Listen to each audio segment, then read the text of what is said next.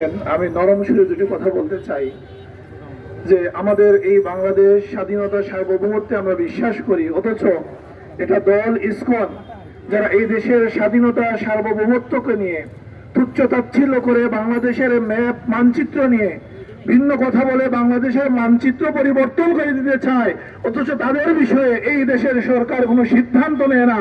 এটা আমাদের বুঝে আসে না। তবে আমরা বিগত সময়ে দেখেছি ভারত দূষণ দেখেছি, বিগত সময়ে আমরা মুসলমানদের উপর নিপীড়ন দেখেছি, বর্তমান সময়েও একইভাবে আমরা ভারত দূষণ দেখতে পাচ্ছি।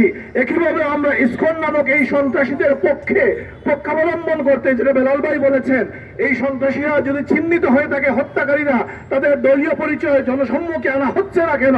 এখনো আমরা দেখতে পাচ্ছি তাদেরকে বাঁচানোর বিভিন্ন প্রচেষ্টা আমরা দেখতে পাচ্ছি। এখনো ভারতে মুসলমান নিধন হচ্ছে, মুসলমানদের উপর অত্যাচার করা হচ্ছে।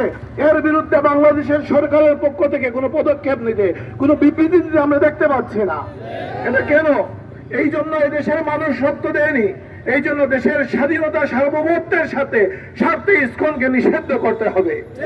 আজকে যে ইসকনের যে নেতাকে গ্রেফতার করার সূত্রে আজকে একজন আইনজীবীকে নৃশংসভাবে হত্যা করা হলো, এই সদস্যকে ইসকনরা পর্যন্ত সন্ত্রাসীরা পর্যন্ত তাদের দল থেকে বহিষ্কার করতে বাধ্য হয়েছে।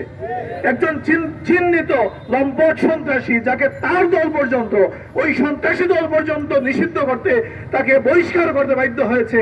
আজকে তার বিপক্ষে সরকারি যে আইনজীবী রয়েছেন তাকে নৃশংসভাবে হত্যা করা হয়েছে। আমাদের আফসোস লাগে আজকে আমাদের সনাতনী ভাইদের পক্ষ থেকে কোনো প্রতিবাদ দেখতে পাচ্ছি না। একজন লম্পটের মামলার সূত্রে বাংলাদেশের একজন আইনজীবীকে নৃশংসভাবে হত্যা করা হলো। তার জাত ধর্ম দেখার প্রয়োজন নাই। আপনারা যদি অসাম্প্রদায়িকতার কথা বলেন, আপনারা তার পক্ষে যাকে নৃশংসভাবে হত্যা করা হয়েছে তার পক্ষে আপনাদের কথা কোথায়? আপনারা তার পক্ষে কথা বলছেন না কেন?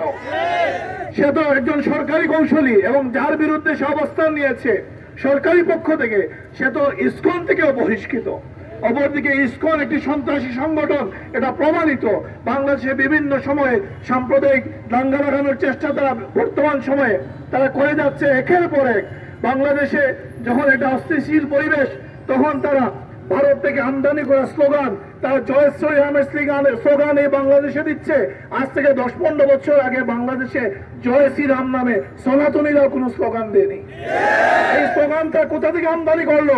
ভারতে যে স্লোগানের সূত্র ধরে, যে স্লোগান দিয়ে মুসলমানদেরকে হত্যা করা হচ্ছে, যে স্লোগান দিয়ে মুসলমানদের উপর নির্যাতন করা হচ্ছে, এই স্লোগানকে তারা এই শান্তি বাংলাদেশে কেন আমদানি করেছে? আজকে এই জায়গায় প্রশ্ন তোলা হচ্ছে না। দেশের স্বাধীনতা সার্বভৌমত্বের কথা সবাই বলেন, কিন্তু দেশের স্বাধীনতা সার্বভৌমত্বের বিরুদ্ধে যাদের অবস্থান পরিষ্কার, তাদের বিরুদ্ধে আজকে কোনো ব্যবস্থা নেওয়া হচ্ছে না কেন? আমরা সেই গোমর ফাঁস হোক আমরা চাই। এর পিছনে কারা রয়েছেন? এই জন্য আমার কথা দীর্ঘায়িত করব না। ইসকন একটা সন্ত্রাসী সংগঠন। তাদের মন্দিরে, তাদের আস্তানায় বিভিন্ন ধরনের অস্ত্রশস্ত্রের সন্ধান পাওয়া গেছে, বিভিন্ন পত্রিকায় সেই নিউজগুলো এসেছে। তাদের বিভিন্ন আস্তানায় অসংখ্য অগণিত অস্ত্র রয়েছে, মরণাস্ত্র রয়েছে, এবং বিভিন্ন সময় তারা ঢাকা দখল করবে, দেশ দখল করবে, দেশের মানচিত্র পরিবর্তন করে দিবে। এই ধরনের আস্ফালনমূলক কথাবার্তা তারা বলে। এদের বিরুদ্ধে ব্যবস্থা নিতে হবে, এদেরকে নিষিদ্ধ করতে হবে। সর্বোপরি আমি মনে করি বাংলাদেশের শান্তিপ্রিয় সনাতনী ভাইয়েরা যারা আছেন, আপনারা প্রতিবাদ মুখর হন। আপনাদের মন্দিরও তারা দখল করেছে। এই জন্য যদি শান্তি চান, মিলেমিশে থাকতে চান, তবে আপনারাও প্রতিবাদ মুখর হন। এই সন্ত্রাসী সংগঠন ইসকনকে নিষেধ করতে হবে।